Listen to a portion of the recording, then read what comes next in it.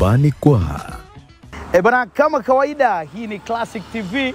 Mimi ni Saleh Classic na hii ni Nyumbani Kwa. And of course, na mimi una energy ya kutosha sana. Unatamani kufahamu leo tumeenda nyumbani kwa nani kupiga naye story. Masuala ni mengi sana. Nyuma yangu unaona barabara. Inawezekana unajiuliza hapa ni wapi bwana? Hapa ni Makongo, lakini sitaki kukuambia ni Makongo gani. So far tumekuja kumtembelea moja kati ya wachekeshaji maarufu na ambao wanafanya vizuri sasa hivi kwenye stand up comedy. Namzungumzia Kipotoshi. Mimi ni Saleh Classic, director the Nas, behind the camera kama Kaiz. Kaniambia ukifika hapa bwana, kuna ofisi ambao, kuna mtaa, ingia kati, ukifika kuna gate mkono wa kushoto, gonga humo ndani. Na mimi sina budi la kufanya hivyo. Wacha twende kwa Kipotoshi tukapige na story. Mimi ni Saleh Classic.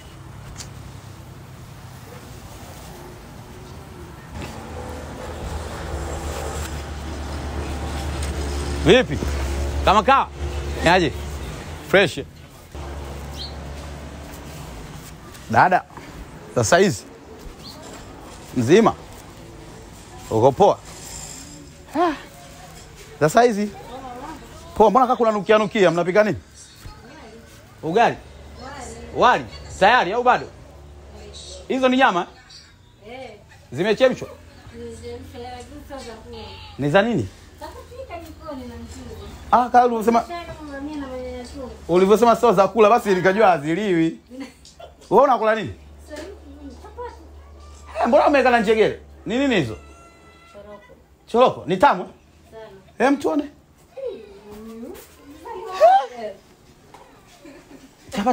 Chapati na choroko. Au nichukue kijiko changu?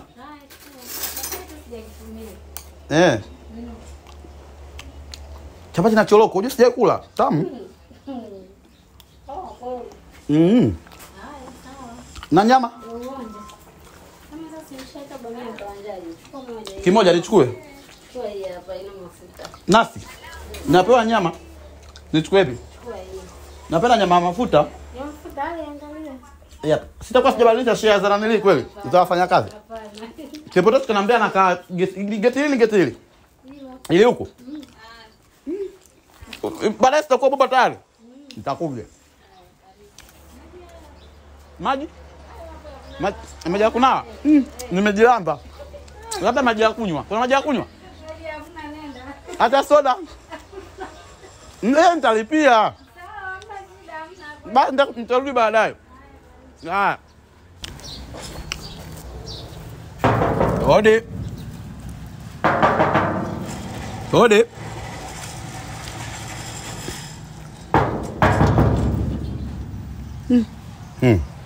Kuna mtu kweli?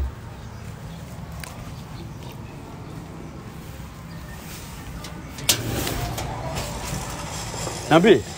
Kama kaa? Shwari. Uko poa? Niko fresh. Kipotoshi yupo?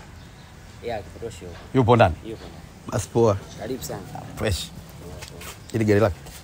Ndio, gari yake. Maana ana plate number. Ilidondoka hivi. Maji safi. Karibu sana. Hauko Hodi. Karibu. Naambie mzee. Kama kawa? Shwari. Unyamba sana. Na embe? Shemeji anakula wewe ulikuwa? Mimi mwenyewe. Unapendaga? Kwani yanaingizia nini ya vitamin C, vitamin gani? Nadhani vitamini vyote kwa sababu ni original. Natoa kela. Kela umetoka kela? Ndio maana tamu. Bwana. Yaani kwanza sikuamini. Hivi unajua sije kukuona live, ndio maana nimekuona leo. Bwana mbona simama? Huyo mdogo wako? Hivi hatujaje kuonana? Sasa mimi juzi nilikuwa nimetoka sehemu makumbusho. Pale makumbusho Plaza nikakuona unavuka barabara. Ilibaki kidogo hivi nikugonge na gari, lakini nikakuona kavuka hivi. Sasa nilikuwa na haraka, nilikuwa na wahi mazoezi, nilikuwa naenda mpirani. Okay. Nilikuwa naenda zangu dukani sio naenda kufanya nini mimi? Okay. Basi inawezekana. Ila nilikuona, mimi nimekuona. Labda wewe ndo hatujaje kuonana hivi sasa. Okay. Basi bwana, nakumbuka mitaa yangu sana ile. Nilikuwa natoka sehemu pale nikapita nikakuona, basi nikaa nimenyosha zangu. Alienda lina chumvi. Huwa tutumiage chumvi ila chumvi ipo. Kwa mfano juzi Ndaro alikuja yeye akawa anakula na chumvi. Ndaro anakula sana chumvi. Akasema hata asali anatumia chumvi. Nitakula baadaye. Nikiondoka mtanipa nibebe nyumbani. Sawa, haina shida. Noma sana. Karibu sana mzee wangu. Asante. Huyu mdogo wako? Kiela hiyo nayo. Kiela moja wote hao. Hivi kwa nini watuambia mmoja akija tu mjini? Lazima mnavutana. Hivi kwa nini? Sina uhakika sana lakini mimi kwa sababu niliona nafasi ya kukaa nyumbani ipo, nikaona bora niwavute. Hata hivyo wamepungua, tulikuwa kama 4 hapa yani. 4. Wote kutoka Kiela. Wote. Wako wapi sasa hivi? Okay, yani mimi nilikuwa 5, kwa hiyo tulikuwa gang kama hapa mtu 5. Kwa kama vile wana man gang, na uko kwa Kiela gang. Kiela gang. Kwa mtu wa kwanza yuko Kigamboni kapata issue zake sasa hivi huko dogo mmoja hivi. Kamuita na mke wake alikuwa Kiela, kwa naye ana maisha yake sasa hivi huko. Okay. Huyu mwingine alisema yeye ngoja akapumzike nyumbani kidogo atarudi tena. Anarudi Kiela. Mmoja ameenda Singida. Yeye anacheza mpira kwa yuko Singida. Wote ni wachezaji yani. Okay. Kwa huyu mwingine amepata nafasi ya kucheza Singida B, ndio yuko Singida. Huyu ndo anaendelea kufanya mazoezi hapa, naye akipata timu ataondoka.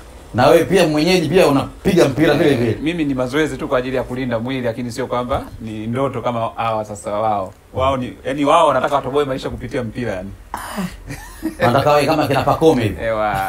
Ila mimi nafanya tu kwa sababu ya mwili kuweka fiti tu. Okay. Kwanza asante sana. Kwa hiyo mimi ngajua labda kuna mashemeji, kumbe mnaishi wenyewe tu Kiela gang. Mabaharia tu sisi hapa. Hawa sisi tunaangalia tu majukumu yao, anapika wewe unaosha vyombo huku na huku basi. Basi sawa. Bwana kwanza nashukuru kwa kukaribisha nyumbani kwako. Unajua sio kawaida. Karibu sana. Nataka kukaribisha. Kipotoshi. Jina kubwa hilo. Kipotoshi. Jina kubwa hilo.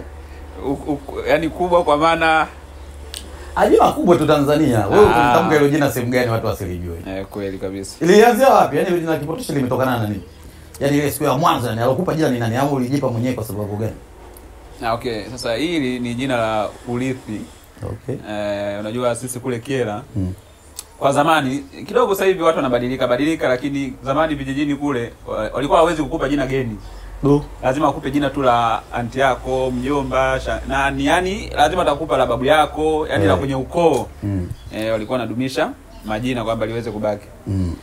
Kwa hiyo asilimia kubwa sisi majina mengi ya nyumbani tumepewa. Kwa mfano mimi naitwa Francis. Okay. Ni jina la mjomba wangu. Jina halisi hilo. Jina Francis nani? Francis Mambungu. Kwa hiyo kuna huyo Francis mjomba wangu alikuwa ana jina la utani, wanamtania wenzao wanamuita Kipotoshi. Okay. Sasa hiyo Kipotoshi yenyewe nimeijua maana mwaka huu tu nilipoenda Kiela. Kuna mtu akawa ananiambia mimi huyo Francis mjomba nilikuwa simfahamu. Yaani nilikuwa sijui na miaka 2 sijui 3 ndo akafariki. Ndio. Kwa hiyo nilikuwa hata simjui vizuri sura yake. Kwa akaniambia bana Kipotoshi shuleni alikuwa msumbufu fulani hivi. Alafu kuna siku teacher anafundisha, yeye akawa anaelekeza wenzake wakati mwalimu anafundisha mbele. Kwa hiyo kuna mwalimu akasema alafu wewe Kipotoshi wewe, yani kalikuwa kama kadogodogo kana elekeza watu wazima. Kwa akakaminya yani Kipotoshi hivi kinapotosha wenzake. Kipotoshi kinapotosha wenzake. Kwa hapo basi kwa wenzao akaanza kumtania, akaa alipendi. Si unajua sasa jina kama ulipendi wana ndo wanakomana wewe sasa. Kwa basi wakanamuita Kipotoshi, alipofariki na mimi akanipa jina la France, wakaacha la France wakaanza kuniita Kipotoshi. Okay. Kwa lilianzia Kiela huko. Kwa hiyo kwenu Mbeya yani nyinyi mmezaliwa wangapi yani kwenye familia yenu? Sisi tulizaliwa 4.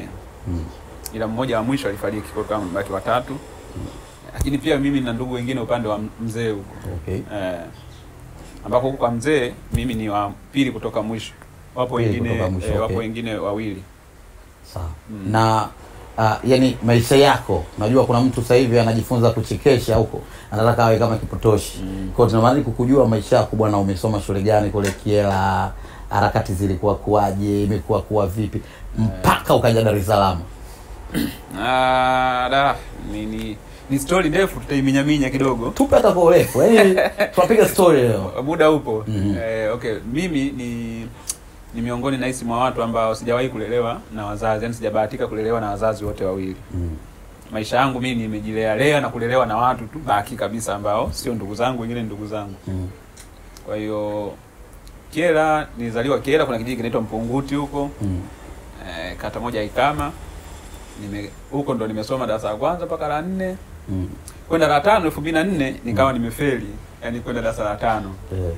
Sasa wale wanangu wengine wawili ambao tulikuwa kama kundi, tulikuwa watu kama watatu hivi, tulikuwa wana sana. Wale wenzangu wakawa wamefaulu, kwa nikabaki peke yangu. Sasa mimi kurudia darasa la 4 na madogo ambao nawafahamu wa mtaani ikawa ni aibu. Kwa nikatoroka nikaenda kijiji kingine kinaitwa Mabunga, kiko kata Ipinda huko. Nikaanza shule tena darasa la 4 nikasoma huko. Na huko nilipomaliza darasa la 7, matokeo ya kwanza sikuchaguliwa, ila second selection nikawa nimechaguliwa. Sasa baada hiyo second selection mimi wakati matokeo hayajatoka nikawa nimekata tamaa kwamba sijachaguliwa. Kuna mamangu mwingine mamkubwa yupo Bujonde huko kijiji kingine, ni sehemu nyingine mbali. Akaniambia kama matokeo yatakuwa mabovu, njoo uje ukalili shule huko. Kwa nikawa nimehama tena nimeenda Bujonde kwenda kusoma. Kwa nikaenda huko nikaanza tena darasa la 6. Sasa imagine matokeo yametoka, wanangu kule wako form 1, mimi nimeanza kwanza darasa la 6. Kwa hiyo sema sasa pale nilipokalili wakawa wamekalili na washikaji wengine umri wamenizidi, ni wakubwa kinoma. Kwa hiyo mimi sioni tena kama shida. Kwa hiyo nikaanza hapo nikamaliza. Nikafaulu kwenda sekondari Bujonde huko. Niliposoma huko Bujonde nilipomaliza tu form 4 basi ndo nikaanza harakati za kujitegemea sasa maisha. Kwa hiyo Kyela mjini pale nimepiga baadhi ya shughuli. Nimekoboa mashine hizi. Lakini pia bodaboda. Umepiga bodaboda? Pale Kyela mjini kijiji kinaitwa Kyela Resort. Lakini pia Wewe ulikuwa ni mwaka gani? 2010 ngapi? Kuanzia 14 kwenda mbele hapo 14, kuanzia 15 ndo nikaanza hapo na hii mashine 16 bodaboda. Kwa bodaboda ilikuwa inanilii sana. Yaani mimi kwangu nilikuwa sipendi sana bodaboda. Kwa hiyo nilikuwa napiga natoka kwa 16 hadi 17 hapo. 17 iliyofika 16 nikawa napiga bodaboda, lakini muda mwingine napiga nauza mtumba. Kuna blaza mmoja hivi alikuwa anachukua Mbeya mjini ye mtumba naleta Kyela. Kwa tulikuwa tunazunguka naye kwenye masoko yote ya Kyela kule. Mimi masoko ya Kyela kule yote na nishavuruga, yani kuuzauza mtumba. Kwa hiyo sasa kisanga ambacho kilifanya labda nihamie Mbeya mjini, nitoke Kyela kuja Mbeya mjini. Wakati ni bodaboda nilikuwa nimeibiwa pikipiki. Pikipiki yako? Ile pikipiki ambayo ilikuwa ya kwangu ilikuwa ni ya pikipiki ya mkataba. Yaani ambayo ulikuwa unaendesha? Ilikuwa ni ya mtu. Sasa unaona kama udogo ambaye niko naye hapa geto hapa. Alafu unaona hao madogo wote ambao nimekuelekeza nilikuwa nakaa nao 4. Hao mimi sio ndugu zangu hao. Hata mmoja. Ni madogo tu nawasaidia. Ni wa Kyela. Nimeona tu wana vipaji, mimi nikawachukua nikawaleta mjini. Kwa hamna hata mmoja hata ndugu yangu. Sasa nadhani hata yule dogo Kyela kwa nilikuwa naishi naye kama ambao naishi na hawa. Kwa wema, lakini sasa yeye kuna muda nilikuwa namtuma na pikipiki, bwana nenda kawabebe watu fulani, anaenda nao anarudi geto. Naishi naye hivyo. Kwa hiyo kuna kipindi yeye akaona sawa hii chance akawa amechukua ile pikipiki ametoroka nayo. Akakaa siku ya kwanza, ya pili, ya tatu. Sasa mimi nikaanza kumtafuta kwenye simu hapatikani. Tukamtafuta, bahati nzuri tukampata. Sasa sijajua ilikuwaje ile mara ya kwanza, alisema kuna sehemu alienda kupeleka abiria, si mambo ya kukaa vizuri. Kwa alikuwa yuko naye, yani wanafanya naye na nilio huko. Yani kuna namna inidanganya. Mimi kwa sababu nilikuwa simfikiri kwa ubaya, nikaona fresh. Akakaa siku ya kwanza, ya pili, ya tatu, kama wiki kapita hivi. Nikamtuma siku moja kuchukua watoto, kuna watoto wa shule nilikuwa nawabeba. Akananili, akawabeba kweli, akawarudisha. Baada hapo akatembea moja kwa moja. Akurudi tena. Sasa hiyo ndo ikawa mazima sasa. Akaondoka siku ya kwanza simuoni, ya pili simuoni. Huyu jamaa anapiga simu. Pokea tu msikilize. Halo. Naam. Niko kwenye interview, tutaongea basi baadaye. Sawa. Haya. Basi bana. Siku ya kwanza, ya pili, ya tatu, ya 4 aonekani, ya 5. Piga simu hazipatikani. Kile kimtafuta wapi? Kuna watu wakana sema sijui amemuona wapi huko Iringa, yani anatokea Mbeya huko na mpaka Iringa. Wengine nasema amemuona Morogoro, yani akashafika mpaka Morogoro. Sasa ngajua hapa shaibiwa tayari pikipiki hapo. Kwa baada ya hapo itabidi niende kituo cha polisi kutoa taarifa kwamba nimeibiwa pikipiki. ambao sio kwangu. Kuna brother tulikuwa naye kijiweni hapo na ni bodaboda. Yeye ndo alinidhamini. Kaka yake ndo mwenye hiyo pikipiki. Kwa hiyo nikaa nimeenda peke yangu, ilikuwa Jumapili tu. Jioni kama saa 10 nikaa nimeenda kituo cha polisi kutoa taarifa. Nikafika hapo nikamkutaga afande mmoja na mfahamu mpaka jina sasa hivi anaitwa Yaredi yule afande. Kaambia bwana vipi sasa bwana nimekuja kutoa taarifa mimi nimeibiwa pikipiki. Mazingira alikuwa anasema mtu ambaye ameniibia ni dogo namfahamu tu. Nilikuwa naishi naye kwa katoroka. Kwa mimi nikajua labda yeye atanisaidia namna gani ambapo naweza kaanza kumtafuta kupambana kwa sababu mimi nimeenda kumuelekeza. Jamaa yule akasema yani hata kuchukua maelezo mengi mimi nilishindwa kumuelewa, akasema nyinyi mtakuwa mmefanya njama nini, akanikamata mwenyewe. Akakukamata? Twende hapo reception hapo, toa mkanda, sendo nini, vua kila kitu, wallet acha hapo, twende ndani. Ndio mara ya kwanza mimi naingia kituo cha polisi, yani sijui, yani hata sikutegemea kama nitaenda kukaa. Sasa yule afani nikamwambia bwana mimi ndo, yani mimi nimekuja kutoa taarifa nimeibiwa na niweka. Na ndio nimewekwa ndani. Sema yeye bwana weka huko. Basi kanikamata, kanifungulia, kanipeleka selo. Sasa bahati mbaya sijui ni nzuri mimi akawa ameniweka selo, kuna selo ambayo ni special kidogo. Kwa mfano kuna selo utakuta ni kubwa ambayo mnaweza mkaweka watu wote. Alafu kuna selo nyingine hiyo ni ndogo ambayo unasikia wanaweka watu special. Kwa mfano wewe ukikamatwa pengine na mdogo wako mnauza madawa ya kulevya. Sasa kaka yako atamweka selo yeye kubwa, wewe watakuweka selo nyingine ndogo ili hata mnapochukuliwa maelekezo baadaye yasifanane. Au kama labda mmeua wanaweza kuwatenganisha na wewe kwa ajili ya ushahidi ili vitu visifanane sipande au mtu mmoja akamwambia bwana sisi tunaongea hivi wote sawa. Kwa mimi kama niweka ile selo nyingine ambayo huko nilimkuta mzee mmoja ambaye yule mzee alikuwa yani yeye ni jirani ya mtu ambaye yani kama hivi jirani yangu huyo hapo. Sasa huyo jirani auliwe hapo. Alafu mimi niseme sikusikia chochote, nilikuwa labda nimelala. Sasa maafani sasa yani mtu anauliwa hapo kweli usisikie chochote wewe hapo. Kwa ajili ya upelelezi sijui mzee akamweka ndani. Kwa nikaa niko naye huko.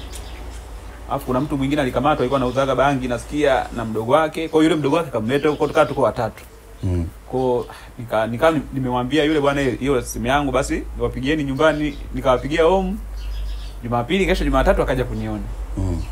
Maza amekuja hapa anatetemeka yani kama nimeua. Maza ndo mara ya kwanza naona mtoto wake amewekwa ndani. Ndugu zangu wengi akawa naogopa. Basi nikakaa hapo siku ya kwanza Jumatatu. Yani nilikaa kama wiki, yani niliingia Jumapili, nikaja kutolewa Jumapili tena. Jumapili tena. Ndo akaniachia, yani akaniachia kwa zamani. Kwa sababu pale ndugu zangu akawa naongea na yule mzee, maana alipigiwa simu yule mzee mwenye pikipiki sasa akaja. Na yule mzee niliona kama alikuwa anamuibia, yani ni kama alikuwa anampiga hela wale mafande tu kwa sababu walikuwa wanampanga sana kwamba huyu atakuwa anajua, atumwachii. Kwa mzee na Isa anawaachia chochote, wale wanaendelea kunishikilia tu polisi. Basi Jumapili akanitoa, anko nakumbuka aliongea na yule mzee kwamba bwana sisi tutakulipa pikipiki lakini tutakulipa mdogo mdogo. Kwa hiyo tuandikishane kama vipi twende mahakamani tuandikishane tu iwe kesi ya madai. Sisi tutakuwa nakulipa mdogo mdogo. Mzee akakubali. Wakanitoa Jumapili. Wakasema tunaenda kuandikishana mahakamani lini? Jumanne au Jumatano. Kwa hiyo mimi nilipotoka Jumapili, Jumatatu, Jumanne. Jumatano tunaenda mahakamani kwa ajili ya kuandikishana sasa namna ambavyo tutalipana yani kawaida tu. Sasa kumbe wale mafande wakawa wamempanga yule mzee kwamba usipeleke kesi ya madai kule mahakamani, peleka kesi ya jinai yani kama amekuibia pikipiki. Kwa tukafika tukafika mahakamani. Nashangaa nasomewa kesi ya jinai. Sio ya madai tena. Bwana Francis nani ndio. Unahukumiwa kwa kuiba pikipiki, unatuhumiwa kwa kuiba pikipiki mnamo tarehe fulani.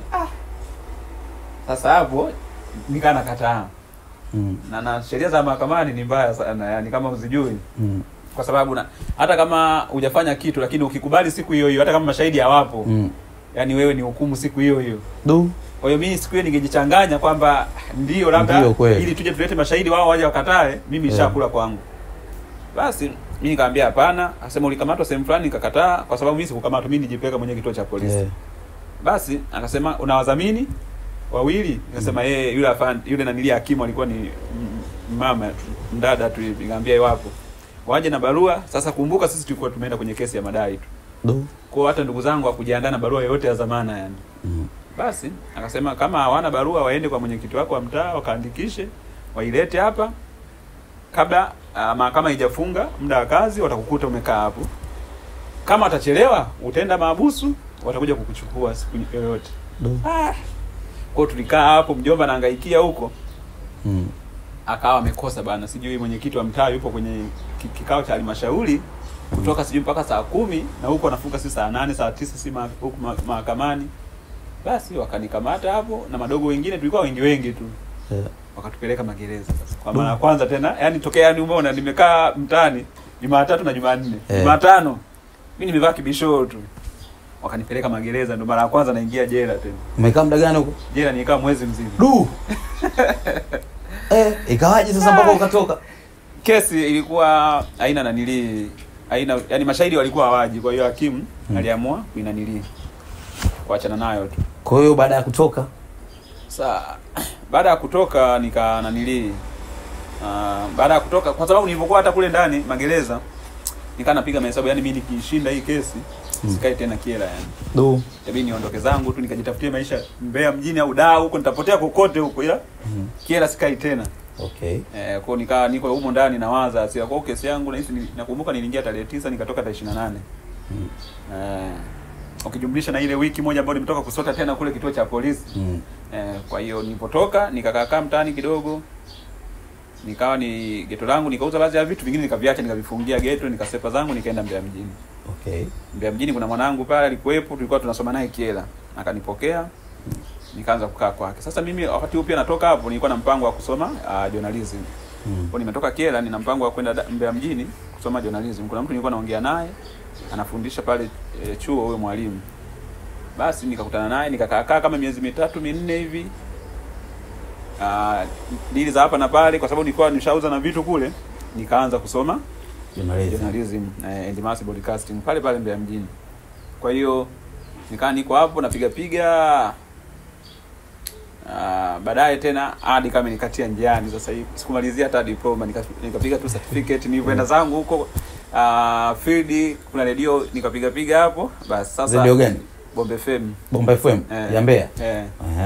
Kwa nika ulikuwa unafanya kipindi gani hapo? Mwanzo nilikuwa sina kipindi. Nilikuwa niko newsroom tu naandika habari hizo, naenda feed huko kuchukua habari, ajali imetokea sisi ndo tunaenda, ndo shughuli zetu. Lakini baadaye PM kama amenipa kipindi. Nikawa tunafanya kipindi cha michezo niko kama backup na mshikaji anaitwa Shabani Nasor. Yeye ndo host, mimi niko hapo. Lakini baadaye tena wakawa wameniachia kipindi cha usiku kinaanza saa 4 mpaka saa 11 kama haba au cha burudani tu kinaitwa Bomba Special. Baba nifanye mimi. Basi bana, kwa hicho kipindi unakesha yani. Ndio. Jumatatu mpaka Ijumaa. Kwa hiyo nilikuwa nakesha hapo kutokea saa 4 kipindi kama saa 7 kila unamaliza saa 8 saa 9 saa 10 11 huko napiga tu muziki. Hapo story zote hivyo hujajijua kama una ucheshi ndani yako wala hauna mawazo ya nani? Najijua kabisa tokea Kyela. Najijua kabisa. Alafu mimi nilikuwa na imani kubwa sana na kipaji, yani na kuchekesha. Kwa sababu nilipokuwa hata shule. Subiri kabla tujafika huko. Tuendelee, ukao unafanya kipindi pale. Kwa nikaa napiga hicho kipindi hapo kila siku. Sasa wakati niko hapo, kwa sababu hata hapo kazini pale nilikuwa naanili sana, yani watu wanacheka sana nikiongea. Kwa nilikuwa kama yani hapo ofisini watu wakiniona tu wanaenjoy. Wanacheka. Tukio na kikao nikichangia mada, bosi mwenyewe achukia yani wanacheka. Sasa kuna siku kuna mdada mmoja kama amenionyesha YouTube cheka tu. Kama bwana mwaka gani? 2018. 18. Akaniambia bwana angalia hawa jamaa wanachokifanya. Sasa mimi unajua kwenye maisha yangu nilikuwa sijui stand up comedy. Unajui? Kabisa. Mpaka 2018 imagine. Mimi nilikuwa najua tu comedy akina Mpoki vile akina Jote wanapoigiza kina Tini White vile ndo mambo yangu. Basi nikaanza kuwafuatilia, angalia YouTube, nikaona jamaa mbona kama wanajaza watu wanachekesha vizuri, wako hawana shida. Kwa nikaanza naangalia sana video zao. Maana mimi nilikuwa nikimaliza kuandika habari nakaa tu sina shughuli nyingine, kwa naingia YouTube najifungia sehemu yoyote production au kokote naanza kuangalia. Baadaye nikawa sasa nimemcheki nani Koi Instagram. Ulimcheki DM? Baada mambo vipi? Alafu nikamcheki na Kisori MC Kisori. Bwana fresh. Nikamwambia bwana mimi nachekesha. Wote wakaniambia kama unajua kweli kuchekesha njoo da. Live kabisa. Kila mtu akaniambia hivyo. Sasa mimi sikumbuki, unajua Koi ile SMS nilimtumia hiyo 2018. Lakini cha ajabu, ngoja nikuoneshe kitu hapa. Yaani amekuja, yani 2018 kaja kuiona SMS 2025 mwaka huu. Ndo ananijibu. Takujibu? Kakwambia kama unaweza njoo da. Yaani yeye nilimuomba namba zake. Eti sasa ni utani. Eti ndo ananitumia sasa hivi namba zangu hizo mwanangu. Yaani namba ndo kutumia sasa hivi 2025. Yaani kwa ibara akili zake. Kwa hiyo nilimcheki njoo na message. Nilimcheki ni muda sana. Ngoja nifunguke hapa, hii hapa.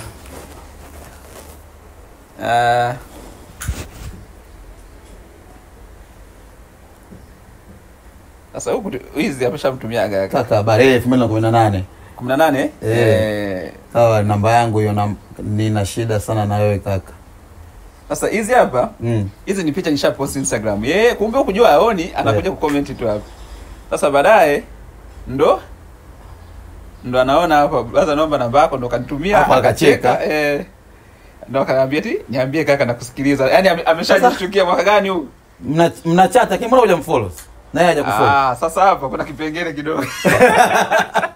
Yaani naona eti tuna chat lakini sijamfollow. Hamjafollowana? Okay, mimi bana kwenye maisha yangu huwa sitakagi sana kuwa mnafiki. Ni mtu ambaye nahisi nimenyoka sana.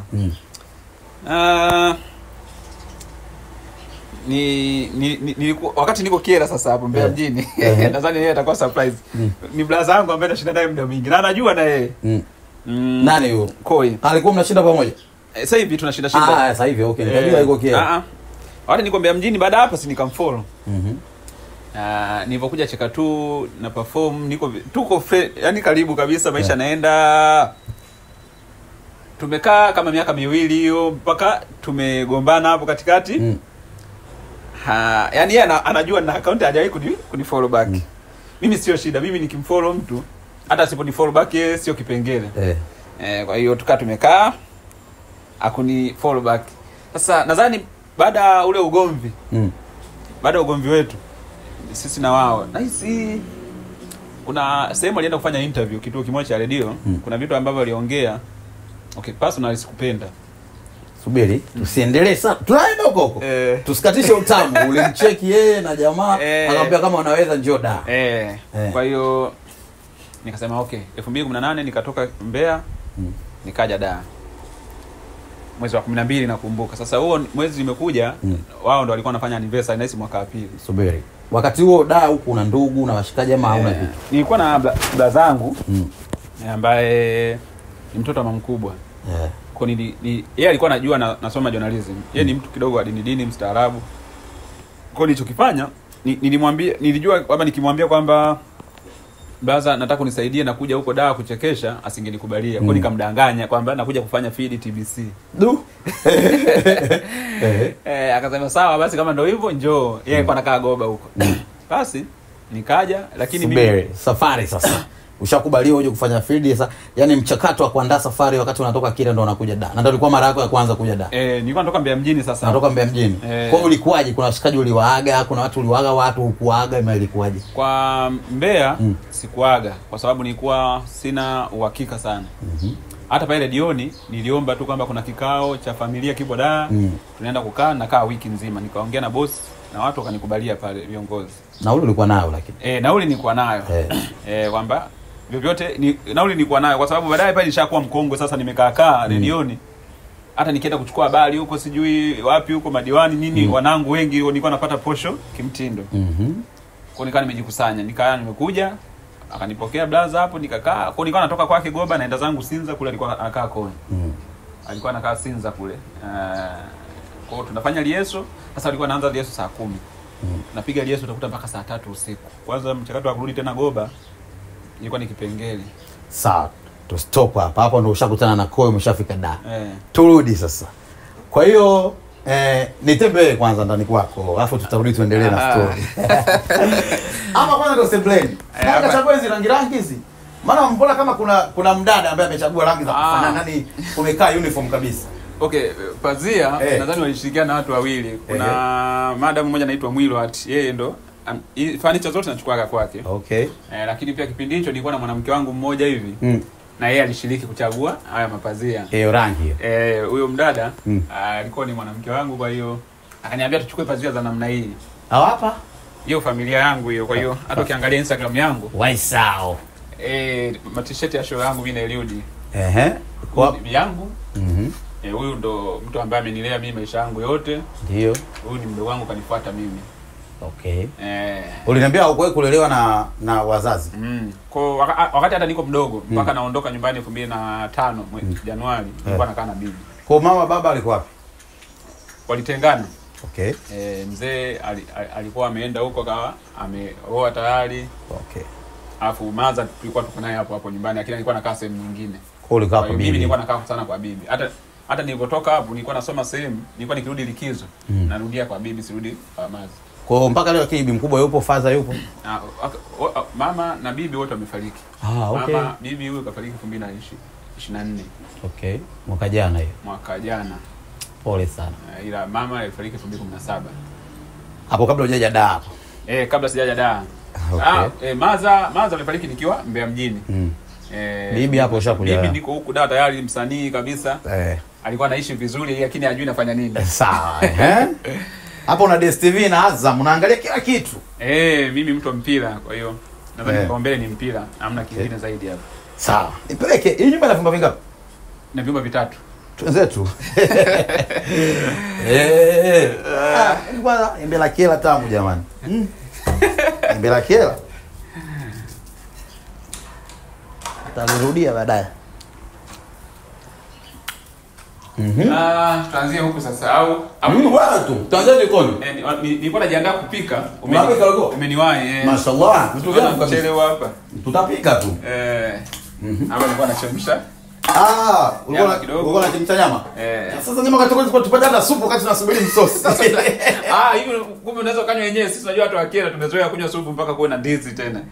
Sisi huko Dar tunakunywa kama wenyewe tu tulivyo. Basi sawa. Kwa hiyo unataka unywe wewe tunapiga stories sasa. Wewe kule tungeipasha kidogo kwa sababu basi tupashe hapo tukirudi tunaendelea kunywa. Safi. Huko kumbe hivi kitu gani ukiamua kuingia jikoni unakipika vizuri sana? Mimi nadhani ni ugali sana na jikoni huko na maharage na ndizi na madagadaga hivi logoroko kidogo. Na nili chakula gani cha Mbeya ambacho kwako wewe lazima upike, yani kitaalamu sana unakijua hicho? Nadhani ni hizi tu wali. Hivyo wali sana kwa sababu ndio chakula chetu kikuu sisi kule. Okay. Hivi kwenye friji lako kitu gani hakikosekane? Mimi nadhani asilimia kubwa kunakuwa na vitu vingi. Mimi kwa sababu naishi na madogo, asilimia kubwa niko na familia hapa. Kwa siishi kama hapa, mimi sipatemu kama ghetto na temu kama ovu nyumbani. Kwa hiyo kuna kila kitu ambacho kipo kwenye familia za watu ambao wameoa. Basi. Nionyeshe kidogo, nione. Yaani kidogo tu nione. Sasa sema hapa mchele umeishia, mchele huu hapa. Nataka kwenye friji. Kwenye friji. Sasa parachichi likose. Utanikatia na parachichi baadaye nikianza kunywa supu nitakunywa na parachichi. Haina shida. Na juu huku kuna maziwa. Huku juu. Huku juu kuna nanili kidogo ulaji. Nyama. Hayo maharage tulipasha kidogo. Sasa udogo kaweka bamia juu. Ana akili kweli. Bamia nimeweka kwenye friji. Huyo bali huyo. Huku kuna sisi zimeganda sasa. Hizo tunatakiwa kupika lini? Zimekuwa kama ice cream. Ngumu. Bali bana. Ndio ananifungulia mlango. Ndio alofungua mlango. Kwa huku kuna atatueleza kwa nini aweke bamia kwenye friji. Na hii hapa room ya kwanza. Hii room ya kwanza. Hii room ya nani? Ya wageni? Ya wageni hapa. Wageni tu analala. Hiki hapa ndio kilikuwa kitanda changu cha kwanza. Kwa hiyo nilikuwa hiki hapa, lakini baadaye nikaamua kuleta huko. Okay. Na hii hapa ni showcase ambayo nimebadilisha pale kidogo, hii nikaa nimeiweka huko. Okay, mambo ya ku-update nyumba. Nadhani tu nilifanya hivyo kwa sababu naona kama ilikuwa imepitwa kidogo na wakati. Okay. Hiyo ndio showcase ni. Ile ndio nchi ngapi? 12 hizi. Si iko 13 ipo itakuwa 13 hiyo. 13. Hii ndio nilianzaga lenyewe tu yani. Wewe umeanza maisha na Godoro hii? Kipotoshi. Sasa mimi nimekaa muda mwingi kwa Kisori. Okay. Kwa wakati nimo kwa Kisori nilikuwa na save hela. Nilikuwa na kuna mama mmoja pale mtaani anauza godoro. Kwa hiyo nikanampa kidogo kidogo. Safi. Nikaamua kununua kubwa. Mimi nilianzaga na ulimi wa nyoka huo. Nilinunuaga F40 nilianza nalo. Okay. Wapi kwingine? Sasa huku ndo hiki choo cha kawaida tu kwa ajili ya wageni. Wageni hao. Huku ni nani? Huko kwenyewe kabisa. Huku kwa wageni hivi. Kwa wageni pia? Hapa baada tujafika kwako. Huku ndo nakaa bwalia. Nyinyi wewe ndio uleka mabamia kwenye nani ile? Ameweka kwenye friji. Kwa nini umeweka kwenye friji? Kwa hiyo midundo hii ya wageni. Sasa hii ya kwangu. Nasi umeona midundo? Hebu uoneshe vizuri. Bwana mbona tai waki sasa hivi hapa? Na sio umezingua nini? Hiyo midundo hiyo. Midundo ya kwako yoyote. Alafu kuna mingine hapo nimeweza kuchukua free pale kwa Vunja pale maana ni ambassador, mingine nanunua sasa. Kwa pale ukipiga tu simu. Naenda mwenyewe tu. Na huko hivi vyote ni makabati ya wageni au? Hii ya kwangu hizi. Hapa kwa. Tuone kidogo, tuone. Tuone. Sasa hapa ni jezi zangu tu za mpira hizi za Liverpool. Wewe ni mwana soka, huku ni jezi. Hapa makoti tu. Ndio. Huku chini nadhani suruali. Hapa suruali na nguo tu. Hapa chini ni boxer. Ndio. Huku pia ni nguo tu huko. Milango 4 mitatu. Hapo chini kuna vinjunga tu. Hapo vinjunga hapo. Kama hivi yani vingine viko humu zaidi. Badeki. Na huku napo hivyo ni nguo tu za kawaida. Huko pia kuna kwa mfano huku na sehemu naweka mashuka labda mataulo. Makoti ya suti hayo. Hatari. Majezi. Safi. Wewe comedian unaishi. Afu ndo comedian wa kwanza kunipitisha vyumba vyote. So ndani msanii wa kwanza kunipitisha vyumba vyote. Taa tunatoka ndio inawaka vizuri. Inaanza kuwaka. Haya. Bali kasosi kule liliji. Sasa huku huku ndo nilisema kwa nani kwa kawaida tu bado huku. Huku ndo nakukaa sasa. Huku unapokaa? Tu huko sasa tunapopataka sasa. Huku tutoe basi kwa wewe. Tumtoe. Haina shida. Kameramani. Njoo nichukue naangalia nyama kwanza wakati mtu anatolewa. Njoo tuangalie. Tena naona huku nyama mimi yote tu nipakue tayari tu mwenyewe. Wakati mtu anatolewa. Vyombo vinakaa. Sasa mbona unaongea kabisa watu wasikie kama kuna mtu tunamtoa kisiri? Basi haya. Hakuna mtu jamani, hakuna mtu. Tayari katoka. Hakuna mtu. Lete kibakuli. Lete nani sasa? Hiyo. Kwa tayari tunaenda huko. Sasa rafiki yangu. Aloweka bamia kwenye nanili. Bwali. Sasa mbona kama unachukua mafuta tu? Ndio napenda haya. Hiyo watu wa mazoezi ndio mnaenda kuyatoa, si ndio? Sisi bwana tunaenda against kidogo na watu. Hivi chumvi uliweka bwali? Chumvi hamna. Mambo ya kizungu haya. Bwali bwana kaziweka bamia huko zimeganda, sijui tunapikaje tena. Ni bwali. Ngoja nitaipata nikirudi. Iwe ipoe kwanza. Basi sawa. Hatimaye. Sema kipotesha utaji ukisikia na kuja tena mbona unanifukuza? Haya jamani mama. Sasa Nasi. Hebu karibu kwanza. Pita kwa hivi. Sijui ukae, yani sielewi unataka ukae wapi. Hicho kitanda umekiona? 6 kwa 6 hiyo. Hakikisha wanaiona yote. 6 kwa 6. Potoshi. Yaani huko mndani unajua unaweza ukashiba kabla hata kula. Havijafunguliwa eti. Hivi kuna mtu aliwahi kununua hapo. Ni wadada kwa hiyo sio sisi watu sio kujua labda mimi naweka hivi vitu vya kike huko chumbani. Wadada sasa umesema nakaa peke yako. Kuna mdada alinunua hivi vitu muda sana. Mdada. Ndio maana ubuyu wenyewe upo na hivi biscuit sio kwamba wanaume ndio kununua hivi. Okay. Mimi ni kule tu. Mimi ile wine ndio mimi sasa. Okay. Kitanda umekiona? Nasi. Hapo unapolala kipotoki hapo. Hivi hapa kitu gani hapa kikosekani hapa? Zaidi mafuta tu. Mafuta? Basi. Uloshi unalala bwana. Hatari. Mimi sina la kusema. Fresh Nasi. Umeridhika? Nani umepaona lakini? Kwenye nanili? Kwenye perfume? Alafu kuna picha ya rais hapa pia, sema sijapata sehemu ya kuibandika tu. Naikumbuka hii. Spadomu hiyo.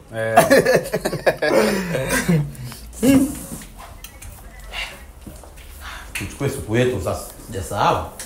Hapa nikimaliza supu nataka nifuate parachichi. Napenda parachichi kama nimezaliwa Mbeya. Parachichi sisi hapa hakosekani. Bora tukose kila kitu. Hebu huku nje.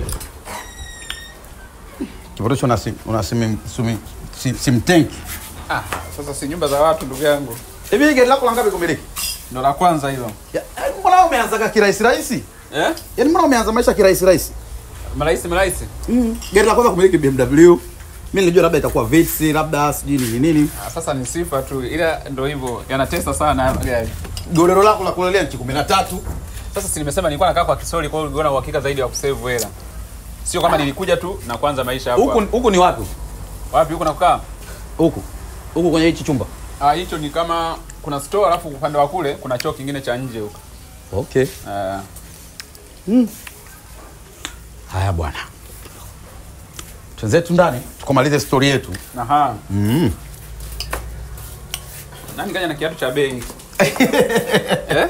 Huyo? Mtangazaji wewe. Hatari. Hicho bei sana hicho. Kumbe? Nilitoa zawadi hicho na mwanangu. Hapo sawa. Bwaje.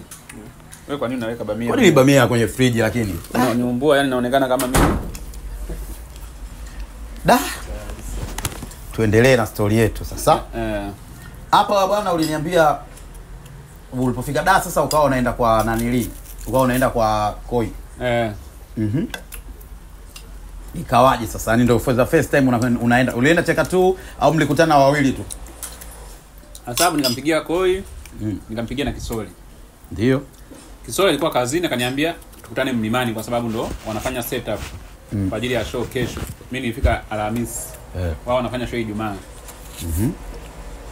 Basi kwa nikawa nimeenda nikakutana na Koi na kina Jomaster. Ndio unaona kwa mara ya kwanza live. Kwanza nilikuwa naona YouTube. Unaomba picha kweli siku ya kwanza? Niliomba kwa baadhi, wengine sasa walikuwa busy sana, sikuomba. Kama Jomaster niliomba siku ya show. Akina Mr. Romantic wengine nilipiga nao hapo. Akina Nalimi. Yaani nilikutana na watu ambao nilikuwa naangalia YouTube kwa nikawa nimefurahi zaidi. Ikawaje sasa? Ulipoenda kwa mara ya kwanza. Sasa ile siku wakasema hatuwezi kukusikiliza leo kwa sababu ni tunafanya setup kesho ni show. Hapo wewe ni mgeni, hatuwezi kukuruhusu kuperform kwenye jukwaa wakati hatujui. Unaweza kuja kukuona. Sasa ulikuwa umejipanga na hizo jokes na kama ungeambiwa kesho unapanda. Kuna kitu ambacho nilikuwa nacho, nilikuwa nakiaminia lakini baadaye nikaona kama sio nanili sana, sio kitu kizuri yani. Baada ya kuwasikiliza wale jamaa kwa sababu walifanya tena setup pale. Wakasikiliza jokes zao pale, nikagundua jamani wanoma sana. Mimi bado nikajipanga. Kwa hiyo ningepewa nafasi nadhani tuniperform. Okay. Kwa maisha yakawaje baada ya show kuisha? Baada ya show kuisha akaniambia uje Jumamosi. Show ilifanyika Ijumaa. Jumamosi anapumzika, Jumamosi ijayo ndo niende Liesi. Liesi ilikuwa inafanyika wapi? Sinza Mall. Ndo nikaenda huko. Lakini tukawa tunachelewa sana.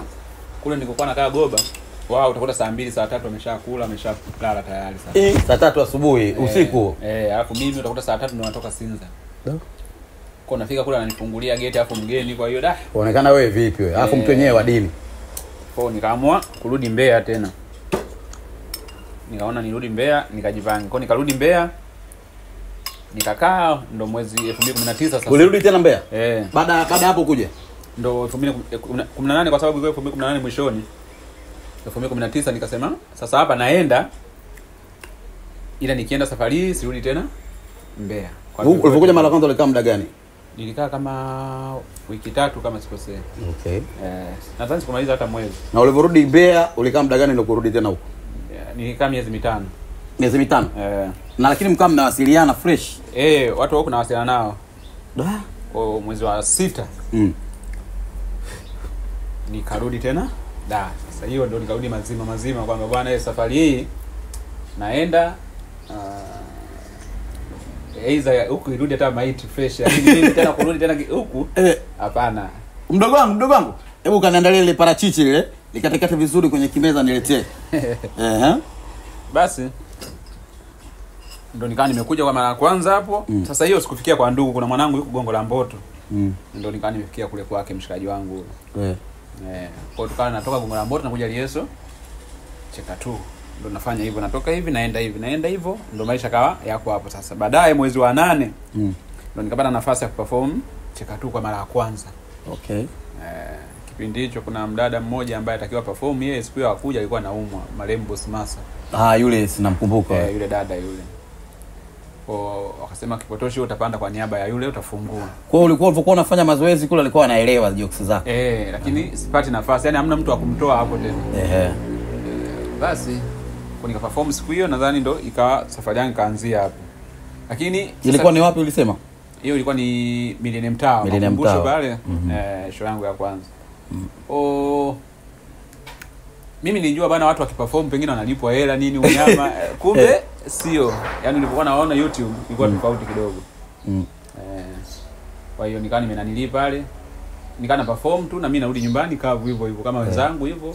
Sasa baadaye ndo Kisole kana nielekeza kwamba kama kwa sababu nilikuwa nampiga mizinga sana maana sina shughuli sasa. Kwa kana nisaidia. Huko una perform lakini hela upati. Basi baadaye Kisole akaniambia 2020 kama sio 19 2020 kama sikosei, akaniambia unaonaje tu tunakaa wote. Mimi nikaona ni unyama kwa sababu kule nilikuwa naona nateseka kinoma.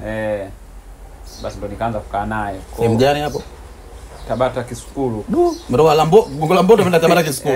Yale tu Abdalla kaitwa Dula. Kule nashukuru Mungu uhakika kula ulikuwa upo 100%. Tofauti na Gongo la Mboto. Uhakika kule ilikuwa ni mgumu. Kwa kule uhakika kula upo hata kama sina hela fresh. Kwa tukaa nimeanza kukaa hapo kwa Kisoli. Tunaenda Lieso na yeye kipindi hicho na gari tayari. Anafanya kazi benki, kwa hiyo ni mtu ambaye alikuwa anajiweza. Kwa tuko hapo wawili na mdogo wake Kisoli. Kwa tunakaa hapo, baadaye nani Chekatu akaanza si kulipa, akaanza tupa kama 1,500,000 hivi kwa kila kwenye show. Kuna muda nilipa 200,000 na tulilipwa mara 2. Yaani show ya 3 haikufanyika, corona ikawa imeingia sasa. Pale ndo maisha yalikuwa ni magumu kwa sababu baadhi ya wachekeshaji wenzetu walirudi mikoani. Maana hamna show, yani nani alirudi mkoani? Walikuwepo. Mdogo wangu leti hapa. Kama umenigomesha makubwa ila fresh. Basi akawa amerudi, wengine wakawa amerudi mikoani.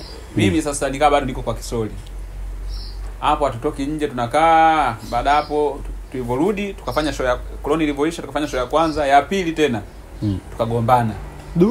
Kundi likavunjika tena. Kwa hiyo tuliishi kwenye heka kidogo hapo.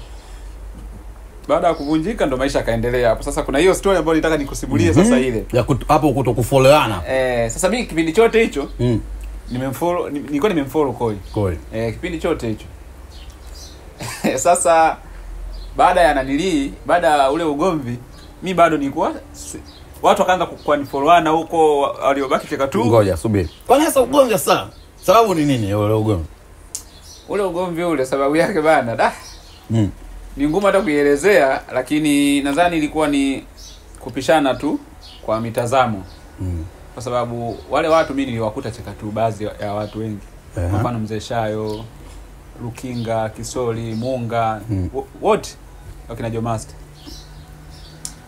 Sasa nilivyo kipindi cha vurugu wale wakina Ngoi wao walisitisha show. Wakasema sisi hatuna hela. Yaani kama wanawaficha watu kama hawana hela.